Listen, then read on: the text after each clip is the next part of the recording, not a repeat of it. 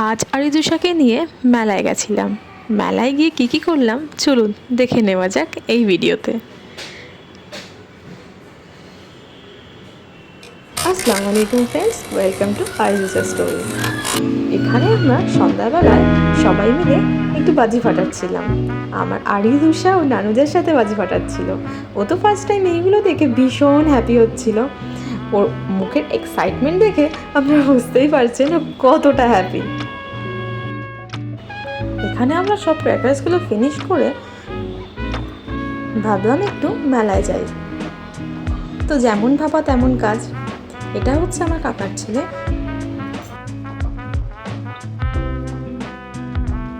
আমার আর ওষার এটা first time. So ও ভীষণ পরিমাণে এক্সাইটেড ছিল এইগুলো দেখার জন্য। ও ভীষণ হ্যাপি ছিল এইগুলো দেখে। ও ভীষণ লাফালাফিও করছিল। তো সবাই রেডি হয়ে বেরিয়ে পড়লাম মেলার উদ্দেশ্যে। এখানে আমার আম্মা পাপা সেলফি তুলছিল। চলে গেলাম মেলার উদ্দেশ্যে। আমি, আমার মাম্মা, আমার আরিজুষা, আমার বোন এবং আমার ছোট কাকার ছেলে মানে আমার ভাই এবং আমার হাজবেন্ড।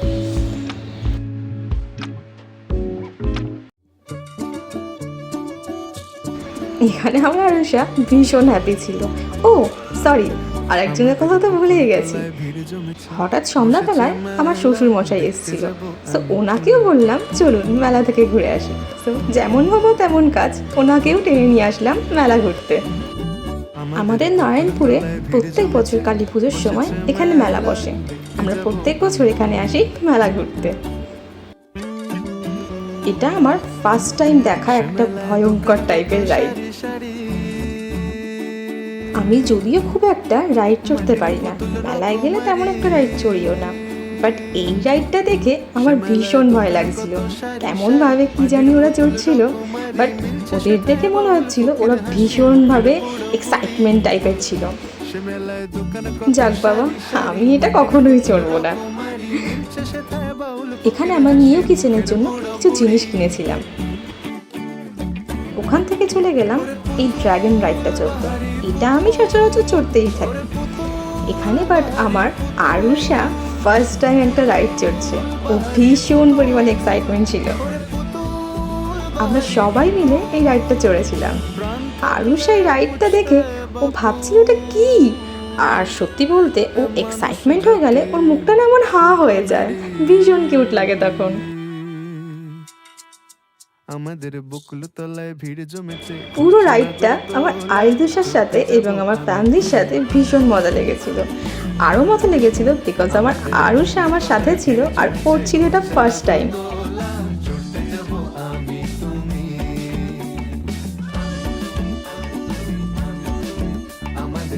ওর ফেসের রিয়াকশন দেখে আপনারা বুঝতেই পারছেন ও কতটা হ্যাপি ছিল। ও ভাবছে এটা আমি কী চড়ছি। সো এখানে আমরা রাইডটাকে ফিনিশ করে নেমে গেছিলাম। আমাদের বকুল তলায় ভিড় জমেছে। মেলায় এইসব গেমগুলো দেখে মনে হলো একটু খেলি, যদিও কিছু পাবো না, তাও এই যে এই একটা জিনিস পেয়ে গেলাম। আবার আমার একটা নেক্সট গেমে চলে গেছিলাম, ওখানেও কিছু পেলাম না।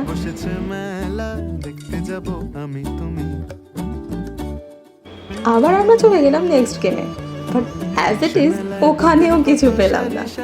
এইগুলো যদিও কিছু পাওয়া যায় না খেলে, বাট একটা মজা লাগে।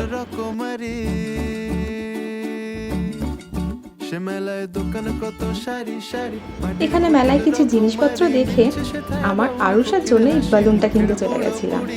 ও ভীষণ হ্যাপি ছিল এই বেলুনটাকে নিয়ে। ওর এক্সাইটমেন্ট ওর ফেসেই বোঝা যাচ্ছে। আপনাদের আগেও বলেছি ওর রিয়াকশানটা হা হয়ে যায় যখন ওর এক্সাইটমেন্ট হয়, খুব হ্যাপি হয়। তারপর চলে গেছিলাম এই বাদাম আর জিলিপি কিনতে।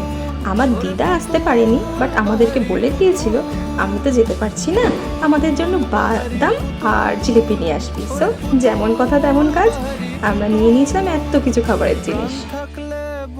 অনেক দিন ধরে আমি গ্যাস বেলুনটাকে খুঁজছিলাম।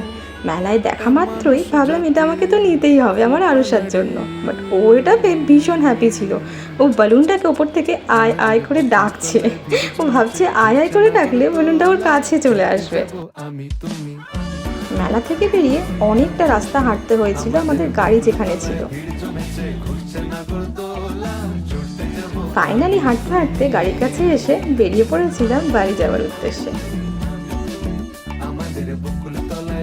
মেলায় ঘোরাঘুরি করে সবাই অনেক টায়ার্ড হয়ে গেছিল। সো আমার এই ব্লগটা আজকে এখানেই শেষ। আর আমার ব্লগটা যদি আজকে ভালো লেগে থাকে, লাইক শেয়ার কমেন্ট করে আমার পাশে থাকবেন। দেখা হচ্ছে নেক্সট ভিডিও। আমাদের বকুলতলায় ভিড় জমেছে, বসেছে মেলা, দেখতে যাব আমি তুমি।